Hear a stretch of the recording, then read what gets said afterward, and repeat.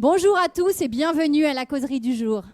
Aujourd'hui, nous avons un amphi dans nos locaux du campus CESI Nanterre avec de nombreux étudiants, donc des formations master spécialisées, il me semble, qualité, sécurité, environnement, sécurité, risque industriel et également des apprentis ingénieurs BTP. Merci à vous tous. Merci à ceux qui nous regardent également. Maintenant, toutes les semaines de 13h à 14h, les mardis de fin octobre à fin avril, depuis 10 saisons aujourd'hui. Et oui, ça fait déjà très longtemps qu'on vous propose cet outil de culture générale. Je le rappelle pour ceux qui peuvent peut-être nous suivre pour la première fois via le live. C'est un programme de conférence, comme je vous le disais, depuis 10 ans, qui vous propose des thématiques vraiment varié. L'idée, c'est pas un cours, c'est pas pour les apprenants qui nous suivent quelque chose qui fait partie de votre cahier des charges, c'est vraiment vous ouvrir sur d'autres thématiques qui vous permettraient de pouvoir discuter, interagir dans vos réseaux personnels et professionnels de façon de toujours plus riche, d'être un citoyen et un professionnel de qualité. Donc on vous propose des thématiques différentes, à peu près 25 par an, en fonction des années. Vous avez la possibilité de les retrouver en replay sur les 4 dernières saisons sur YouTube, sur notre playlist des causeries saisies. N'hésitez pas à y aller. Vous avez aujourd'hui presque, vous pouvez calculer, 50, 60 et à la fin de la saison peut-être 70 thématiques différentes avec toujours possibilité d'enrichir votre culture générale. C'est quelque chose que vous pouvez partager également, à la fois ce lien sur YouTube, mais également ce lien live. L'intérêt pour tout le monde, quand vous êtes en apprentissage, en alternance, en vacances ou autre, de suivre les causeries, peut-être vos tuteurs, des tuteurs qui nous regardent chaque semaine, des institutionnels, votre famille peut-être, comme la mienne. Hein. Bonjour papa, bonjour maman, chaque semaine.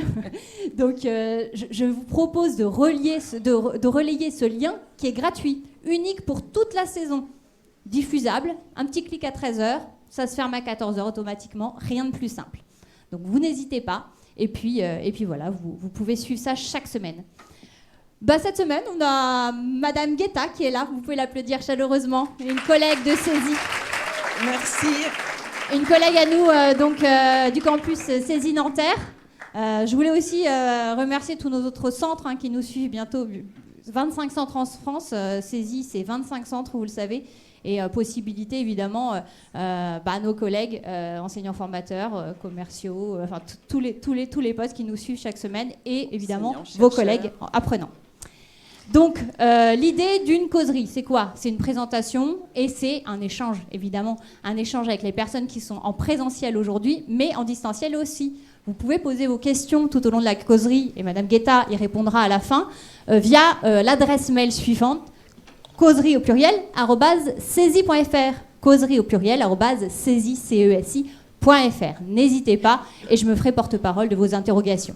Pour les personnes qui sont en salle, vous levez bien la main et je vous apporte un micro et vous pouvez poser aussi vos questions à Madame Guetta et elle fera une réponse synthétique puisque le temps évidemment nous est compté, 13h, oui. 14h. Cependant, si vous avez des questions supplémentaires, vous envoyez à causerie@cesi.fr et Madame Guetta y répondra après. Merci encore d'être là. C'est une première fois pour toi sur le cycle des causeries. Merci à toi. Et puis, je te laisse la parole, je te laisse te présenter et puis à tout à l'heure en fin de causerie. Merci beaucoup. Merci. Donc, moi, c'est Imen Guetta. Vous me connaissez peut-être ou peut-être pas parce que vous n'êtes pas mes étudiants. Je dis bonjour à toutes et à tous, à tous ceux qui nous regardent aussi. Donc aujourd'hui, on va parler d'un sujet qui est d'actualité, mais que certains économistes ne comprennent pas à fond. Donc on va essayer d'aller un peu plus en profondeur pour pouvoir analyser l'actualité et surtout comprendre ce qui se cache derrière. J'espère que d'ici la fin de notre heure qu'on partage ensemble, on pourrait avancer dans notre analyse et comprendre un peu plus. On reviendra sur cette première slide tout à l'heure vers la fin.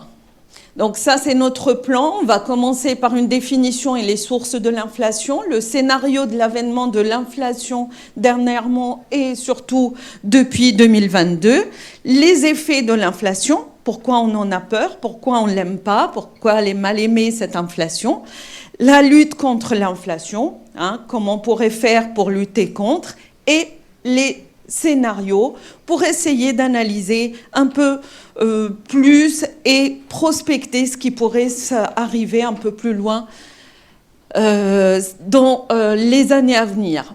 Donc, la première slide comprend une image qui explique un tout petit peu, pourquoi on n'aime pas trop cette inflation, parce que quand il y a de l'inflation, on se serre la ceinture. Et c'est pas très beau à voir, ni très bon à sentir.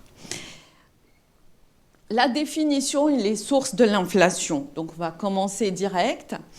C'est quoi l'inflation? La première des choses à se demander, qu'est-ce que l'inflation? Bon, généralement, on mesure le niveau moyen des prix. Et l'inflation, quand on dit inflation, c'est l'augmentation générale du niveau du prix, des prix moyens sur une période donnée, sur généralement l'année. C'est comme ça qu'on le calcule. Mais comment le calculer? On verra tout à l'heure qu'est-ce qui fait la différence. Les calculs de taux d'inflation sont divers, on a plusieurs taux disponibles, parce que le taux d'inflation est justement relatif à un panier de biens. On essaye d'imaginer un consommateur lambda dans une économie, qu'est-ce qu'il consomme. Et donc, on essaye de regarder qu'est-ce qu'il consomme, les catégories de biens et services qu'il consomme, on évalue les prix, et puis on calcule un taux moyen qui pourrait nous aider pour avoir une idée générale sur la tendance des prix généraux. Ça peut partir de la tomate jusqu'à la dernière Tesla sortie. D'accord ? Donc, dans la zone euro, on le calcule comme la variation de l'indice des prix à la consommation harmonisée. Harmonisée, pourquoi? Parce qu'on essaye d'harmoniser au maximum, de considérer justement ce panier harmonieux d'un consommateur à l'autre, par rapport à la même période d'un an auparavant. Donc, si on revient juste dessus, on a bien regardé, on a bien essayé de bien prospecter, et c'est de l'inflation, mais qui a muté. On verra pourquoi cette caricature d'inflation qui a muté, on le conclura peut-être vers la fin de notre présentation. Donc si on regarde là, ce que je vous ai expliqué tout à l'heure, c'est-à-dire les différents paniers pour essayer de constituer notre indicateur d'inflation, on voit que l'harmonisation va essayer d'avoir une moyenne de nos consommations. On voit bien que, par exemple, en zone euro, les produits alimentaires et boissons non alcoolisées représentent 15,74% du panier de consommation du consommateur européen de zone euro. En France, c'est légèrement différent, c'est 16,69. Donc vous voyez, chaque panier est spécifique à l'économie sur laquelle on travaille. On essaye de trouver, parce que tous les consommateurs n'ont pas les mêmes habitudes de consommation. Donc ça change d'un pays à l'autre, voire d'une région à l'autre des fois. Mais là, généralement, on le calcule pour le pays dans son entièreté. Quelques chiffres. Pendant plus de 30 ans, l'inflation en zone euro est restée très basse. Donc, en France, par exemple, elle était entre 0 et 3%, voire au maximum 4%.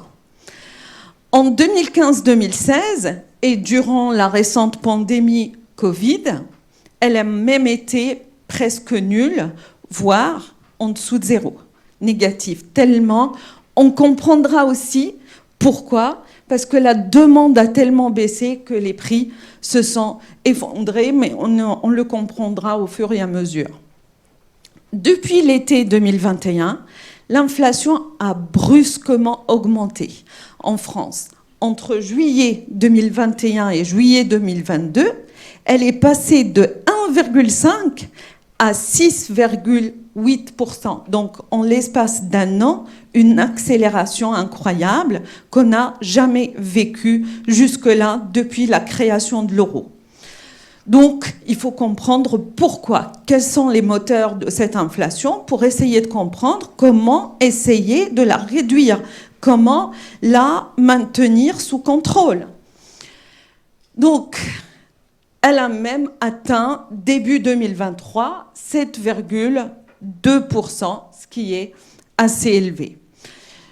Si on considère la zone euro, on n'est pas parmi les pays qui ont réalisé le taux le plus élevé. On le verra ça aussi un peu plus tard. Donc en zone euro, elle était de 8,5% en février 2023. Vous voyez que la moyenne zone euro est au-dessus du taux pour la France. Et après 9,1% en août 2022. Aux États-Unis, elle a vécu le même phénomène. Donc on a eu le même phénomène aux États-Unis aussi. Elle était de 6,5 fin 2022, après un niveau de 8,5% en juillet 2022. Les sources de l'inflation. On a vu que l'inflation a augmenté. On va essayer de réfléchir sur les sources. Généralement, les sources de l'inflation, c'est une augmentation de l'activité économique au-dessus de son potentiel, au-dessus de ses moyens, ce qui donne une tension sur les prix. En gros, on a une augmentation de la demande, que ce soit de la part des particuliers, nous les consommateurs, ou encore par rapport aux investisseurs et donc les entreprises. La hausse du prix d'input, ça c'est un autre phénomène, c'est l'augmentation de tout ce qu'on utilise pour produire. Et donc, si ce qu'on utilise pour produire, les inputs vont augmenter de prix, ça fera, par effet de répercussion sur le prix global, ça fera une augmentation générale des prix. On peut prendre l'exemple de l'énergie, mais il n'y avait pas que l'énergie au début du phénomène de l'inflation. L'énergie, c'est un phénomène très visible, très frappant, parce qu'on a vu une grande augmentation de leur niveau de prix, mais il y a eu aussi les matières premières. La création monétaire, c'est un phénomène qu'on essayera de comprendre. C'est un peu subtil, mais on va essayer à travers quelques graphiques de le comprendre. C'est l'augmentation du niveau général de la masse monétaire en circulation dans une économie. Quand il y a beaucoup d'argent en circulation, il faut acheter quelque chose avec. Et comme on ne peut pas faire des rallonges à l'ensemble des biens et services de l'économie, leur niveau de prix va augmenter. Il faut bien utiliser l'argent qu'on a entre les mains. Donc, comme on ne peut pas les augmenter, et ça, il faudrait du temps pour que l'économie s'adapte et augmente sa production, dans l'immédiat, ça augmente les prix. Les trois causes se complètent généralement pour le phénomène de la conjoncture actuelle qu'on est en train de vivre. Dans le cadre de cette inflation 2022-2023, on a les trois théories. Donc, effet d'augmentation de l'activité, effet des prix d'input et effet de création monétaire. On a les trois à la fois. On essaiera de comprendre pourquoi et comment expliquer ces phénomènes.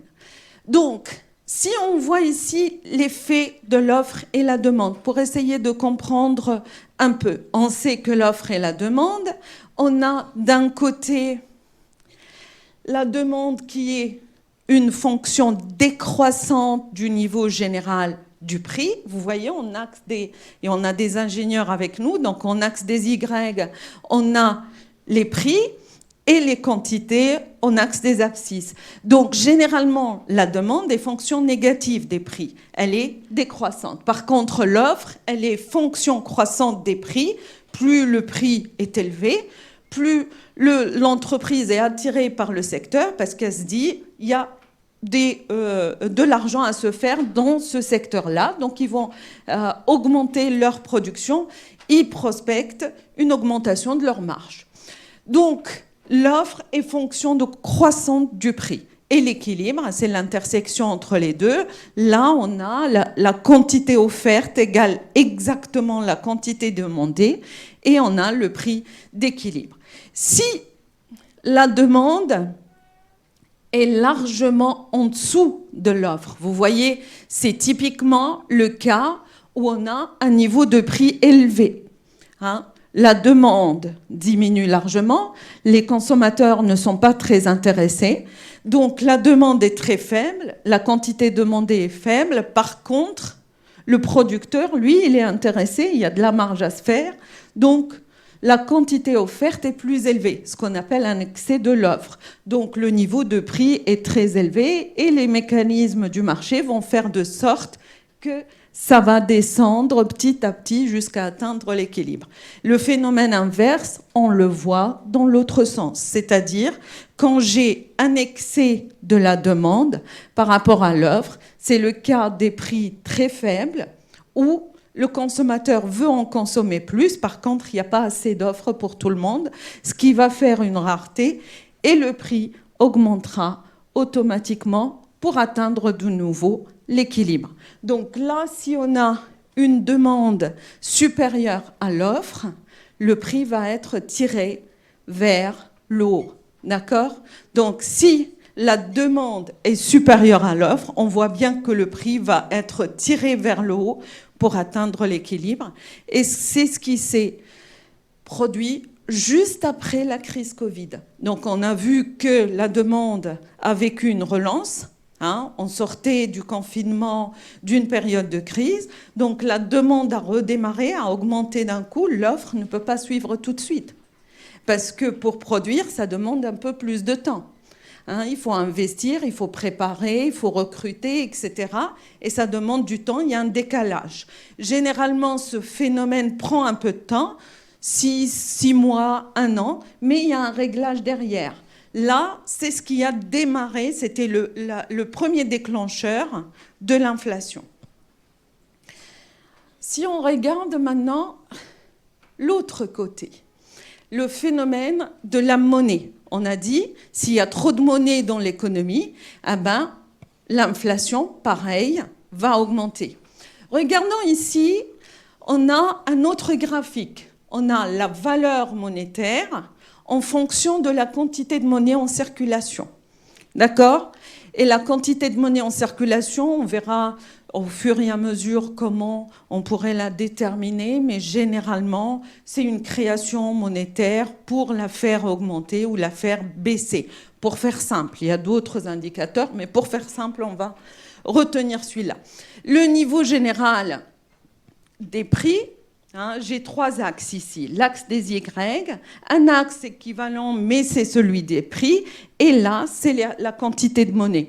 Donc, là, c'est la monnaie en circulation, donc la quantité de monnaie. Donc, si la quantité de monnaie est là, un premier niveau de quantité monétaire, je vois que la valeur de la monnaie est à ce niveau-là. Plus la masse monétaire augmente en circulation, plus la valeur de la monnaie va diminuer. Mais quand la valeur de la monnaie était là, voyez, était plus élevée, les prix étaient plus faibles. Quand la valeur de la monnaie diminue, les prix augmentent. Mais qu'est-ce qui déclenche cette variation de la valeur monétaire ? C'est la masse monétaire. Donc, si on crée beaucoup de monnaie, s'il y a beaucoup de monnaie en circulation, la valeur de la monnaie diminue, les prix vont compenser cela en augmentant. D'accord ? Donc, il faut avoir juste la bonne valeur de monnaie en circulation que l'économie supporte. Ce qui n'a pas été toujours le cas. On sait qu'il y a eu... Le taux d'intérêt était très faible. Jusqu'à très récemment, jusqu'à il y a 2 ans, le taux d'intérêt était très faible, il était même négatif en termes réels, ce qui veut dire qu'on a créé beaucoup de monnaie. Il se rajoute à cela d'autres phénomènes, c'est tous les programmes de relance des économies des différents pays qui se sont endettés, qui ont créé beaucoup de monnaie à travers les crédits pour lesquels ils étaient cautionnaires. Rappelez-vous, l'État était cautionnaire pour pas mal de crédits pour relancer l'économie. Et à travers tout cela, on a gonflé la masse monétaire en circulation, ce qui a eu l'incidence aujourd'hui. D'accord? Il y a même, pour ceux qui veulent aller beaucoup plus loin, il y a même certains économistes qui disent qu'aujourd'hui, on n'est plus dans une économie de marché parce que l'État, il détourne la Banque centrale à travers une création monétaire autre en étant lui-même le cautionnaire pour les crédits des entreprises ou des privés, carrément. Donc, les raisons conjoncturelles, pour expliquer un peu plus loin ces différentes raisons. Donc, on a eu des raisons, ce qu'on appelle conjoncturelles, c'est que l'effet de base était très bas. On compare aujourd'hui l'inflation d'aujourd'hui à une inflation qui a été toujours, depuis votre naissance d'ailleurs, parce que la remontée de l'inflation la plus proche de celle d'aujourd'hui remonte à 30 ans à peu près, on la verra tout à l'heure. Donc on a vécu toujours une inflation très basse. La réouverture compliquée après la pandémie a fait que, ce qu'on a expliqué tout à l'heure, la consommation qui redémarre, etc., mais aussi des problèmes d'approvisionnement des entreprises. La demande a augmenté, mais l'offre a pas mal de problèmes, donc elle n'a pas pu suivre. Il y avait des problèmes d'approvisionnement, des problèmes de coûts, parce que la matière première a beaucoup augmenté, donc on était un peu bloqué du côté de l'offre, qui ne pouvait pas s'ajuster, et ça a contribué. On a vécu aussi la guerre en Ukraine qui a eu un effet sur la matière première, mais aussi l'énergie, les prix d'énergie, la relance budgétaire massive à travers les dépenses publiques, ce que j'ai expliqué tout à l'heure, les programmes de relance qui ont augmenté les dépenses de l'État. Et ces dépenses de l'État ont provoqué plus de déficit, donc plus de dettes, parce que le déficit est généralement financé par la dette, mais aussi, quand l'État dépense, il se met du côté du consommateur. Il consomme comme tout le monde, il dépense de l'argent. Donc ça augmente la demande et ça augmente la masse en circulation. La baisse de valeur de la monnaie unique, on l'a vu, l'inflation, le fait qu'il y a une baisse de la valeur de la monnaie unique, ça veut dire que les produits importés valent plus cher. Comme ma monnaie, elle est dévalorisée, ça veut dire qu'aujourd'hui, l'euro, il vaut moins cher par rapport au yuan, par exemple, et donc tout ce qui est importé devient un peu plus cher pour moi. Donc, c'est le taux de change. Je parle du taux de change. Et donc, si ça devient plus cher pour moi, ça veut dire que ça contribue à l'inflation. Les raisons structurelles, donc nos modes de vie ont changé. Pour certains produits, il y a eu une augmentation de la demande qui n'est pas un effet normal, mais d'un changement social et de comportement. Il y a eu aussi les taux d'intérêt qui étaient très bas, qui ont contribué à l'injection de pas mal de monnaie sur le marché et l'augmentation de la demande au fur et à mesure.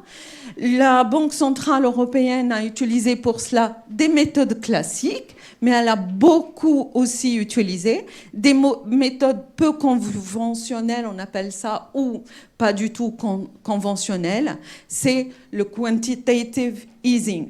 Et le quantitative easing, c'est une manière détournée d'injecter de l'argent sur le marché. D'accord ? On rentrera peut-être une autre fois dans les détails parce qu'il faudrait d'autres séances pour cela. L'énergie joue un rôle à la fois conjoncturel mais structurel. Pourquoi on a dit que c'est conjoncturel mais aussi structurel ? Parce que conjoncturel, aujourd'hui, on a vu l'envolée des prix d'énergie, mais tous les experts ont compris que ce n'est pas vraiment conjoncturel. On sait très bien que les prix de l'énergie n'en vont pas descendre. Maintenant, c'est à nous de trouver d'autres solutions. C'est à nous de trouver de l'énergie renouvelable pour substituer ces biens qui deviennent, l'énergie qui devient trop chère et qui augmente nos coûts, donc nous oblige à augmenter les prix.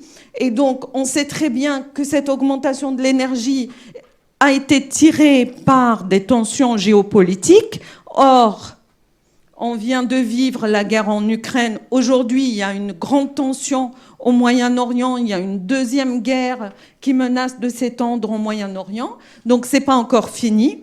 On sait que les producteurs d'énergie ont bien compris que l'énergie fossile va s'éteindre dans quelques dizaines d'années et se sont dit c'est le moment ou jamais pour en tirer le maximum et investir en autre chose. La transition énergétique, on a encore des difficultés à sauter le pas et à faire cette transition énergétique. C'est ce qui explique en partie ce qu'on est en train de vivre aujourd'hui. D'accord ? Donc, juste pour vous donner une idée sur cette synchronisation entre l'inflation et les prix des matières premières et les prix du pétrole. Donc, on voit en rouge l'inflation. Le niveau général de l'inflation, on voit qu'il commence à s'envoler à partir de 2020. Et à partir de 2022, ça devient un niveau assez élevé. On voit très bien en vert pour les matières premières. Vous voyez quand ça augmente, ça augmente. Ça augmente, ça augmente.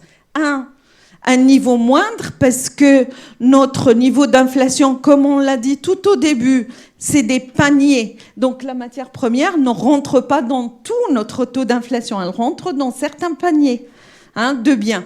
Donc on a dit que le taux est un panier de biens, mais dans certains biens, le niveau des prix des matières premières est très important. Le niveau du prix du pétrole aussi, parce qu'il rentre dans la production comme coût dans la production de la plupart des biens. Et donc, il constitue déjà un coût direct pour nous, pour le chauffage, pour le transport, etc. Mais aussi, il va se transmettre dans le coût d'autres biens. Les scénarios de l'avènement de l'inflation. Donc, comment on a vu venir cette apparition de l'inflation ? L'inflation de 2022-2023, qu'on est en train de vivre encore un peu en 2024, on verra comment elle va évoluer, a été comparée à celle des années 70. Et on reviendra sur le graphique juste après pour comprendre pourquoi elle a été comparée à celle des années 70. Les années 70 étaient marquées par un choc pétrolier. Rappelez-vous, il y avait un choc en 73 et en 79. Ces chocs, on en parle beaucoup. C'est des chocs de référence jusqu'aujourd'hui. Quand on a commencé à réfléchir à la transition énergétique, on a justement réfléchi à ces chocs et on s'est dit on ne veut plus le vivre, donc il faut trouver des substituts. À l'époque, une forte hausse des prix de pétrole, qu'est-ce qu'elle a fait ? Elle a pénalisé largement l'activité économique et la croissance dans le monde. Donc on a eu une grande crise suite à ça. Donc le choc d'inflation de 2022, on voit bien quelques chiffres. Le taux d'inflation annuel de l'ensemble de la zone euro était de 9,1% en août 2022, 6,5% pour la France, 8,8% en Allemagne et même au-dessus de 20% pour l'Estonie, la Lettonie et la Lituanie. Donc ça, c'est juste pour vous dire qu'il n'y a pas une grande différence entre le phénomène d'inflation entre l'euro, la zone européenne et la zone euro. Donc l'Union européenne et la zone euro suivent la même trajectoire pour l'inflation. La France, si on revient un peu sur la France, n'échappe pas à ce phénomène, des montées de tensions inflationnistes depuis la fin de 2022. Vous avez là quelques exemples, une accélération des prix de l'énergie, des services, etc. La France et l'Europe ont eu un choc d'offres négatif. Pour faire... Cette phrase est importante dans le sens où, comme je vous l'ai dit tout à l'heure, il y avait le même phénomène aux États-Unis. Mais on dit qu'en Europe, c'est surtout le choc d'offres qui a causé l'inflation. Donc la tension sur l'offre qui n'a pas pu suivre tout de suite la demande. Alors qu'aux États-Unis, c'est l'offre et beaucoup la demande aussi. Chez nous, en Europe, la demande, l'effet de la demande a été plus relativisé. Donc, si on regarde, ça c'est en octobre 2022, quand l'inflation était à un niveau très élevé, on voit bien que la France était parmi les pays qui ont un taux d'inflation parmi les plus bas en Europe. Ça, c'est au début de l'inflation. On reviendra à la fin pour voir. J'ai pris l'ensemble, les pays les plus proches de nous pour comparer un peu. Et on voit bien, même pour les États-Unis en mauve, elle suit la même trajectoire. C'était un peu plus relativisé durant la crise des années 70, mais ça suit la même chose. Regardez l'inflation, justement, la crise des années 70, les chocs pétroliers 73 et 79, et les pics d'inflation qu'on a eus. Et donc, on compare celle qu'on a, ça monte un peu plus haut, mais ça, c'est la disponibilité des données sur Fred, c'est la base de données de la Fed, la Banque centrale américaine. Et donc, ça monte un peu plus haut. Ça a commencé à diminuer un peu maintenant, mais on voit bien que ça peut atteindre des pics très dangereux. Et là, ça fait une crise très sévère. Et on parlera un peu des stagflations que ça a produit. Donc un effet sur l'inflation qui a produit un grand effet de ralentissement de la croissance. Et c'est là la dangerosité de ces crises-là. Et c'est ce qu'on veut éviter pour le moment. Là, l'indice, pareil, de l'inflation, on voit bien que les deux, pour l'Union européenne et pour l'eurozone, les deux se superposent pratiquement. Les effets de l'inflation. Donc les effets de l'inflation, pour aller un peu plus vite, parce que c'est un sujet quand même très large, sur lequel on voudrait aller beaucoup plus loin, mais on a beaucoup de choses à discuter et je voudrais vous laisser un peu le temps de poser des questions. C'est pour ça que j'essaye d'aller un peu plus vite. Donc là, si on a une inflation, voyez là, l'inflation, ça fait quoi ? Ça fait diminution tout de suite du pouvoir d'achat. Les prix augmentent. Avec mon budget, je ne peux plus acheter autant de choses qu'avant. Donc, pouvoir d'achat diminue. Les consommateurs, ils font quoi ? Ils diminuent leur offre. Mais quand je diminue, mon pouvoir d'achat diminue, généralement, même mon épargne diminue. J'ai plus d'argent à mettre de côté. Je dépense trop. D'accord ? Donc, généralement, l'épargne diminue aussi. Diminution de l'offre et de l'investissement. Pourquoi ? Parce que quand les consommateurs ne consomment pas, l'entrepreneur, lui, le chef d'entreprise, il se dit quoi ? J'ai à personne à qui vendre. Donc je vais diminuer mes quantités. C'est pas la peine d'agrandir l'usine. C'est pas la peine d'investir. J'investis moins. J'attends de voir comment ils vont se comporter. Ce qui veut dire qu'il y a moins d'investissement. Et l'investissement, il est financé par quoi ? Par l'épargne de tous. Les banques, elles collectent notre épargne, elles le distribuent sous forme de crédit aux investisseurs pour qu'ils investissent. Donc si moi, j'épargne pas, lui, il n'a pas de quoi investir. C'est pour ça que c'est important. Mais s'ils n'investissent pas, ils ne produisent pas, ils n'agrandissent pas leurs usines, il n'y a pas d'emploi, il y a plus de chômage. Et s'il y a plus de chômage, on distribue moins de salaires. Il y a moins de monde qui ont des salaires qui représentent leur budget pour consommer. Donc, ils ont moins la possibilité de consommer.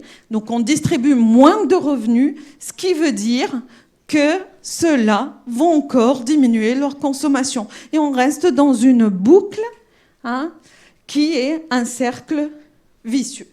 Donc il faut absolument s'en sortir, ce qui explique que l'État, ici, quand la consommation diminue, il a une alerte tout de suite, la lampe rouge qui s'allume, et il se dit, je vais trouver le moyen de les aider autrement, pour qu'ils se consomment. Non pas parce que, peut-être qu'ils nous aiment bien, je ne dis pas le contraire, mais parce que si on ne consomme pas assez, tout peut s'effondrer. Et donc il faut absolument garder notre niveau de consommation, d'accord ? Et permettre à nos chères entreprises d'investir derrière et de créer de l'emploi. Voilà. Donc, ce n'est pas le seul phénomène. Ça, on a parlé de la demande intérieure, chez nous, en France. Donc notre demande augmente, diminue, chez nous, en France. Mais qu'est-ce qu'il advient de la demande extérieure par rapport aux biens français? Est-ce que si j'arrive pas à vendre aux Français, je vais pouvoir vendre aux autres dans le monde? Celui qui connaît la balance commerciale française sait bien que la balance commerciale française aujourd'hui est déficitaire, et largement déficitaire. On n'a jamais connu ce déficit. Mais parce que si le prix diminue, la demande diminue en France, elle diminue aussi dans le monde. Ailleurs, ils ont vécu l'inflation, ils n'ont plus autant de pouvoir d'achat, donc ils vont diminuer aussi leurs achats de nos biens à nous. Donc nos exportations vont prendre un coup. C'est bien que... Bon, je vais vous l'expliquer juste à travers le graphique qui est derrière, c'est plus facile. Donc, si on voit là, c'est le phénomène qu'on vient d'expliquer. Pouvoir d'achat, donc diminution de l'offre, le revenu des ménages diminue pareil, chômage, et bien sûr, on produit plus autant qu'avant. Et comment on mesure notre production? On la mesure à travers le PIB, production intérieure brute. Et donc, notre production va diminuer. Mais qu'est-ce qui se passe à côté? Quand mon pouvoir d'achat diminue, je vais réclamer à mon employeur une augmentation de salaire. Je vais dire, j'arrive plus à vivre avec mon salaire, il y a un problème. C'est ce qui s'est passé en France, c'est ce qui est passé partout. On a vu ça en Allemagne, on l'a vu en Grande-Bretagne, partout. Et donc, ils réclament une augmentation de salaire. Mais cette augmentation de salaire, pour l'entrepreneur, pour l'entreprise qui produit, c'est quoi? C'est une augmentation du coût du travail. Donc, il va la répercuter sur quoi? Sur ses coûts. Il va se dire, le coût a augmenté pour ma production, je vais augmenter le prix tout simplement. Donc, ça va augmenter encore les prix. Et on est dans ce qu'on appelle une boucle prix-salaire-prix. Donc, on redémarre sur le prix encore une fois. Mais vu que la demande intérieure a diminué chez nous, on ne veut plus de produits importés. C'est pareil, elle a diminué pour tout ce qui est importé aussi. Donc les importations diminuent. C'est pour ça qu'il y a la flèche rouge en bas pour dire que ça diminue. D'un autre côté, la demande extérieure pour les biens français ont diminué parce qu'on a moins de touristes, on a moins de gens qui dépensent. Pareil, exportation diminue. Mais l'effet de l'importation, les exportations, parce que les importations, c'est bien quand ça diminue. Je dépense moins d'euros à aller chercher les biens des autres. Mais quand j'exporte, je gagne de l'argent en tant qu'économie. Donc, on ne sait pas quel est l'effet sur le PIB parce que ça dépend de la diminution des exportations par rapport aux diminutions des importations. Si les exportations diminuent moins que les exportations, c'est bon pour notre balance commerciale. L'inverse n'est pas du tout bon. D'accord? Donc, il y a deux phénomènes qui se passent suite à l'inflation. Maintenant, comment lutter contre cette inflation? Comment trouver des solutions pour agir contre l'inflation? La première des politiques à utiliser, celle qu'on utilise automatiquement suite à une inflation, on en a parlé, l'inflation a trait à une valeur monétaire, donc on va tout de suite se ruer vers la politique monétaire, et la politique monétaire est de deux types, ou une politique monétaire expansionniste, ou encore une politique monétaire restrictive. Et c'est qui fait cette politique monétaire aujourd'hui pour la zone euro?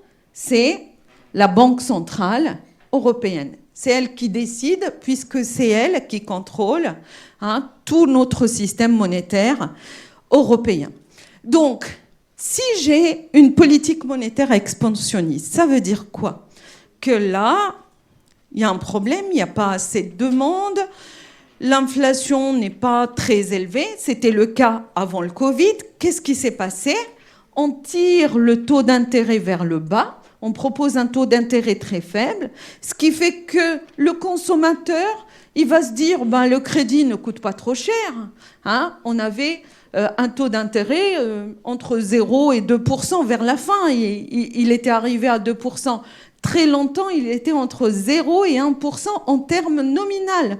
Ce qui veut dire, si on déduit l'inflation du taux d'intérêt, hein, ben on a un taux d'intérêt négatif. Hein. C'était une affaire que d'aller chercher un crédit à la banque et d'acheter des choses, parce que la valeur de ce que j'achète augmente plus vite que l'intérêt sur le crédit que j'ai pris. D'accord ? Donc, c'est ce qui s'est passé, disons en gros, avant la période Covid. Ça s'est étalé jusqu'en 2022. Et donc, la Banque centrale européenne baissait les taux d'intérêt directeurs, ce qui augmente le nombre de crédits. Et donc, si on revient au schéma qu'on avait vu tout à l'heure, la valeur de la monnaie baissait. Puisque la masse monétaire, en créant des crédits, c'est de l'argent que j'injecte, je donne. Hein? Les banques, qu'est-ce qu'elles font, les banques commerciales? Elles vous donnent un crédit, c'est de l'argent en plus qui n'était pas dans l'économie. Donc j'injecte de l'argent dans l'économie, ça fait que la masse monétaire augmente, le M qu'on a vu dans le graphique tout à l'heure, ce qui veut dire que la valeur de la monnaie descend et puis que les prix baissent. Il y a un jeu de politique économique pour éviter cette baisse trop brusque de la valeur monétaire, pour la rendre stable, mais on a vu aujourd'hui que la valeur de l'euro a baissé. Donc c'était suite à cette politique-là. La politique monétaire restrictive, maintenant, c'est le cas inverse. Quand la Banque centrale voit que l'inflation a augmenté, ben, il y a un problème. Il faut chercher des solutions. Donc, elle va se dire, il faut ralentir la consommation. Il faut que je freine un peu la demande pour que les prix baissent un peu. Et comment je freine la demande? Je distribue moins de crédit. Et pour le faire, je fais comment? J'augmente le taux directeur imposé par la Banque centrale européenne, que nos banques à nous rajoutent leurs frais derrière et leur petite marge pour nous donner les taux d'intérêt qu'on voit aujourd'hui. Donc, hausse du taux d'intérêt, ce qui veut dire que maintenant, la personne va réfléchir à 2 fois, voire beaucoup plus, pour aller demander un crédit, parce que le taux commence à être assez élevé. Il est aujourd'hui... pour un dossier, entre guillemets, très normal, il avoisine 4,8, voire il frôle les 5% aujourd'hui. Par rapport à des taux qui étaient à 0,8, 1%, 0,2 pour des dossiers. Vous voyez, quand je dis pour un dossier, pour quelqu'un qui a un pouvoir de remboursement moins élevé, parce que les banques classent leurs clients. On en discutera peut-être une autre fois. Donc ça, c'est le jeu de la Banque centrale européenne et ce qu'on appelle, de façon assez simplifiée, la politique monétaire. Maintenant, la Banque centrale européenne, pour revenir à ce qu'elle a fait dans notre crise dont on discute là, entre 2022 et 2023, où le taux d'inflation avait beaucoup augmenté, la Banque centrale européenne a augmenté par 10 fois son taux directeur. Pour vous dire le nombre de fois où elle a à chaque fois augmenté le taux d'intérêt pour essayer de freiner cette inflation. Aujourd'hui, le taux directeur de la Banque centrale européenne est de 4%. C'est le taux le plus élevé depuis la création de l'euro, pour vous dire. Donc, on a augmenté le taux d'intérêt directeur. Tout va pour le mieux. On commence à sentir un ralentissement de l'inflation après cela. Les banques centrales européennes, on dit depuis le départ, on reviendra sur le slide. Vous voyez, j'ai commencé la présentation avec un premier slide sur lequel on voit Christine Lagarde en position zen et qui dit l'inflation est transitoire, ne vous inquiétez pas. Donc effectivement, les banques centrales européennes, que ce soit la Banque centrale européenne pour la zone euro ou les autres banques des pays qui ne sont pas membres de la zone euro, mais de l'Union européenne, ont tous considéré que l'inflation d'aujourd'hui est transitoire et donc ont essayé de résoudre le problème par des politiques conjoncturelles qui règlent le problème rapidement. Ceci dit, il faut faire très attention parce que la plupart des économistes, des chercheurs, des grands économistes, s'interrogent largement sur l'effet transitoire ou cette temporalité du taux d'inflation. Aujourd'hui, on n'y croit pas trop. On dit qu'on peut calmer, mais il y a anguille sous roche, il y a quelque chose qui se trame en dessous, il faut faire très attention, c'est pas encore fini, les scénarios peuvent se répéter, donc il faut faire attention, il y a des explications. Encore une fois, on reviendra dessus si c'est possible pour une autre présentation. La politique de l'État, on a vu la politique monétaire qui est faite par les banques centrales et qui sont indépendantes du gouvernement. Par contre, le gouvernement, c'est-à-dire l'État, a une autre politique en main, c'est la politique budgétaire. Et dans le cadre de l'inflation, son rôle est assez clair. C'est un soutien aux revenus et au pouvoir d'achat pour maintenir le consommateur avec un minimum de potentiel de consommation dont on a besoin. La reconstitution des marges de manœuvre budgétaires pour sa politique budgétaire, il faut qu'il ait un peu d'argent pour faire ses politiques et pour aider la société s'il le faut, pour lancer des choses, parce que la politique budgétaire, elle peut se faire à travers l'offre ou donc les dépenses de l'État ou les recettes de l'État. Et donc, il a des marges de manœuvre à maintenir pour pouvoir agir sur l'économie. L'atténuation de l'effet brutal de l'hausse des prix de l'énergie, ça aussi, c'est le rôle de l'État. Les scénarios, pour aller un peu plus vite, on a pratiquement fini, pour vous laisser un peu de temps pour poser des questions. Donc, la politique monétaire a joué un rôle très intéressant. On le voit sur les niveaux de taux d'inflation d'aujourd'hui. Ils ont largement baissé. On le verra avec un lien donc, et un graphique. Donc, ce qui a augmenté la crédibilité de la Banque centrale européenne dans le sens où sa politique a été très efficace. Mais on a remarqué que pour la France, son taux d'inflation d'aujourd'hui, rappelez-vous, on a vu un graphique tout à l'heure, au début de l'inflation, elle avait un taux qui était plus faible que celui des autres pays membres de la zone euro. Aujourd'hui, elle a un taux d'inflation qui reste bas, plus bas de ce qu'il était au départ, mais plus élevé que les autres pays de la zone euro. On peut voir très vite...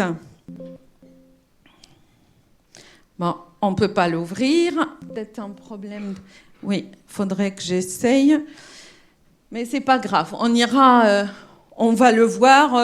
On a un taux aujourd'hui qui est de l'ordre de 2,9% de taux d'inflation. Le Portugal est en dessous de 2 points. L'Espagne, pareil à peu près. La Belgique qui est juste à côté... un taux d'inflation de l'ordre de, si je ne me trompe pas, c'est de l'ordre de 0,9% aujourd'hui. Ça, on peut l'expliquer. D'ailleurs, je vous ai prévu quelques slides pour l'expliquer. Dommage pour le lien interactif. On va peut-être l'essayer tout à l'heure. Même le lien, il ne veut plus. Hop. Oui, normalement, oui. Je vais réessayer. On voit là... Ça, c'est la carte de l'Union européenne. On voit bien que la couleur de la France est un peu plus sombre par rapport à la Belgique, l'Espagne et certains autres pays de la zone euro. On voit bien que ça s'explique.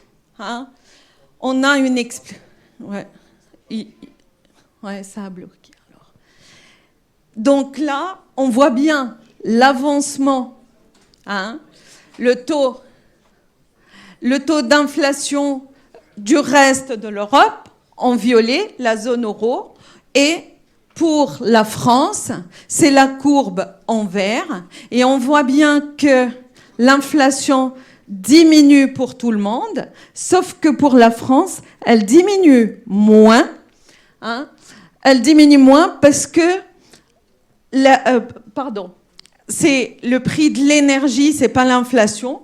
Donc on voit que le prix de l'énergie en moyenne en zone euro diminue beaucoup plus vite que par rapport à la France. C'est l'effet du bouclier énergétique que la France a fait à un moment. Elle a bloqué les prix. Là, on commence petit à petit à lever ce bouclier énergétique. C'est ce qui fait que le prix d'énergie ne descend pas autant que dans le reste de la zone euro aujourd'hui, et ça se reflète sur notre taux d'inflation, ce qui fait que l'inflation qu'on supporte aujourd'hui, elle est un peu plus élevée que les autres pays. D'accord ? Donc avec ça, on a eu notre explication.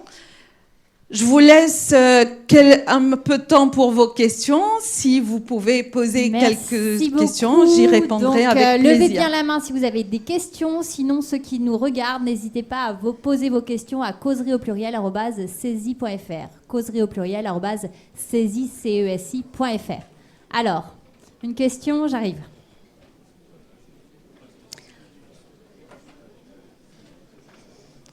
J'espère qu'on aura des questions sur les pronostics de l'avenir pour pouvoir en parler un peu. Allez-y, monsieur. Bonjour.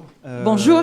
Je reviens sur le fait que vous avez parlé de la création monétaire qui a un impact sur l'inflation. Oui. Mais entre 2009 et 2018, où il y a eu une faible inflation, l'Europe a augmenté le volume d'euros de 500 000 milliards. Oui. Et ça n'a pas eu d'impact, donc pourquoi en fait on le prend en compte alors qu'on a pu voir? On l'a expliqué aussi, un peu. Peut-être qu'il faudrait en parler beaucoup plus. Là, vu le temps limité, on ne pouvait pas s'étaler beaucoup là-dessus. Mais la conjoncture actuelle a beaucoup changé par rapport aux dates que vous présentez. Avant le Covid, on avait une conjoncture. Là, c'est totalement autre chose. On sortait du Covid. Il fallait laisser le temps aux entreprises pour s'adapter parce qu'on inonde encore le marché par une création monétaire. Or, l'économie ne peut plus suivre du tout. On a des problèmes d'approvisionnement. Rappelez-vous, il y a eu aussi une sortie assez compliquée de la Chine de la partie Covid. Elle avait une politique anti-Covid très stricte, donc elle fermait des villes carrément, elle arrêtait la production pendant un moment. C'était très compliqué, la période de reprise de la production et donc l'enrichissement de l'économie pour pouvoir absorber cette injection de liquidité, ce qu'on n'avait pas avant. Donc tout a changé. Il y en a même qui disent qu'aujourd'hui, l'économie s'est transformée. Il faut utiliser d'autres outils nouveaux qu'on n'utilisait pas avant parce que les données ont changé. On voit bien que les crises aujourd'hui sont redondantes, s'approchent beaucoup dans le temps et donc ça laisse plus le temps à l'économie de souffler.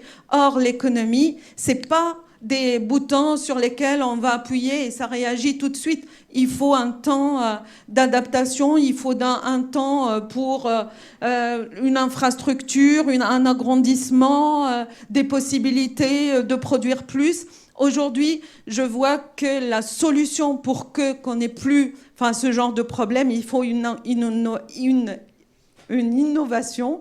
Je perds un peu le verbe. Donc, l'innovation, ça pourrait résoudre pas mal de problèmes. Ça pourrait accélérer les capacités de l'économie, ce qui pourrait répondre à la masse monétaire et donc absorber en gros l'effet de la création monétaire sur l'inflation. Merci. Et j'ai eu d'autres questions. J'ai pas trop compris l'histoire du cercle vicieux, du fait que l'inflation crée de l'inflation, mais comment en diminuant la consommation on peut créer de l'inflation? Parce qu'en perdant du pouvoir d'achat, je consomme moins. Or, en consommant moins, l'entreprise en face, elle ne va pas pouvoir tout vendre. Et donc, elle va réduire ses ambitions de vente, elle va diminuer ses ventes, donc diminuer l'offre. Et si elle a des projets d'investissement, elle va les arrêter tout net parce qu'elle n'arrive pas à vendre, c'est même pas la peine. Et si je diminue l'offre, ça veut dire licenciement, chômage. Si je n'investis pas de création de produits, pas d'emplois nouveaux, pareil, donc je vais distribuer moins de revenus, je vais distribuer moins de dividendes, donc il y a moins de revenus pour avoir du pouvoir d'achat en plus. Et s'il y a moins de revenus, il y a moins de consommation, tout simplement. Et si moins de consommation, on repart dans la même chose. Moins de consommation, que fait l'entreprise en face? Elle va diminuer son offre. Début d'une crise économique, mais du coup, ça ne fait pas de plus d'inflation. Si, plus d'inflation. Les prix n'augmentent pas. Les prix augmentent un peu suite à la diminution de l'offre. Donc, il n'y a pas une création de produits pour égaliser l'offre et la demande. J'ai un effet offre, augmentation des coûts, et un effet de la demande. On l'a expliqué tout à l'heure. Donc, si je ne consomme pas, il y a diminution de la demande. Mais si cette diminution de la demande déclenche une diminution de l'offre, c'est là où réside l'effet inflation. Il y a aussi une dernière question. Comment la réduction du déficit budgétaire il joue sur l'inflation? Le déficit budgétaire. Oui. Donc, l'injection de la monnaie, on revient à l'injection de la monnaie. Le déficit budgétaire, en partie, il est fait par une création monétaire. L'État, il fait quoi quand il accumule un déficit? Il va vouloir le financer. Il le finance par quoi? Comme tout le monde, par des crédits. Or, les crédits qui rentrent, c'est quoi? C'est une masse monétaire aussi. Donc, ça nous ramène à une augmentation.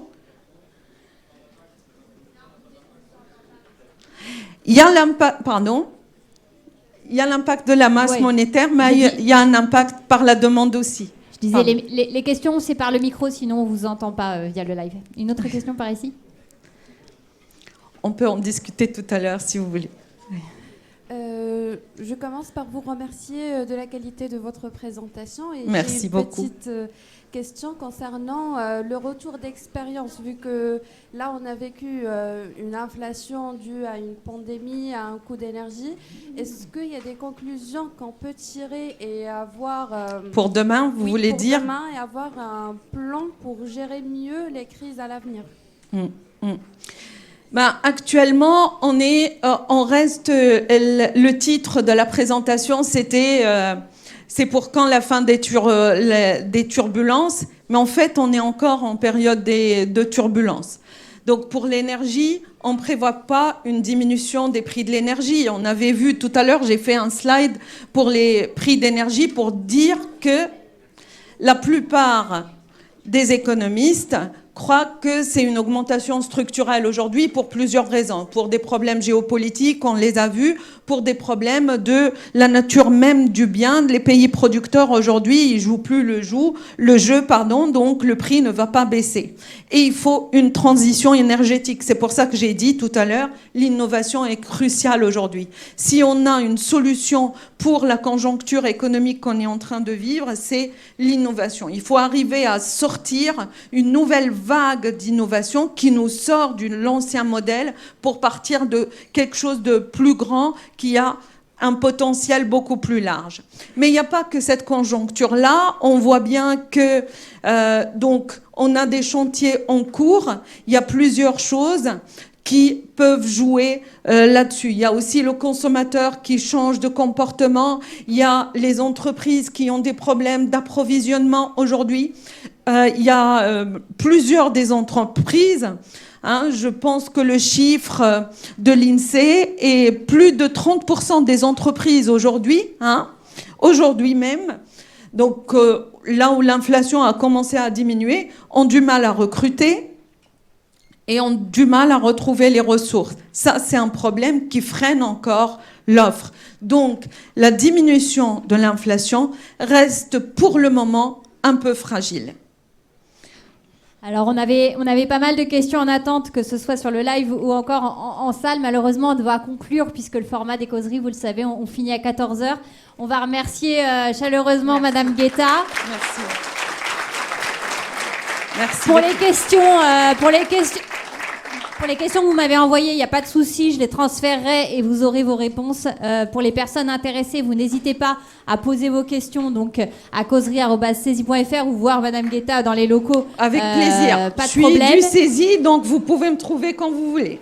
Alors, le replay sera disponible dans quelques jours sur la chaîne YouTube, la playlist Les Causeries Saisies, ainsi que vous pouvez revoir l'ensemble des causeries des 4 dernières saisons. Et je vous invite donc à nous suivre la semaine prochaine avec une toute autre thématique. Donc, devenez un manager interculturel et gérez les équipes de demain. Encore un sujet d'actualité qui parle à tous, qui pourra vous servir, que ce soit vous apprenant dans vos futurs stages ou autres projets en entreprise, ou à vous qui nous suivez, évidemment, que ce soit pour votre culture personnelle ou dans vos activités. Merci à tous, très bonne fin de journée ou d'après-midi et à la semaine prochaine. Merci à tous. Merci pour votre attention. Merci encore.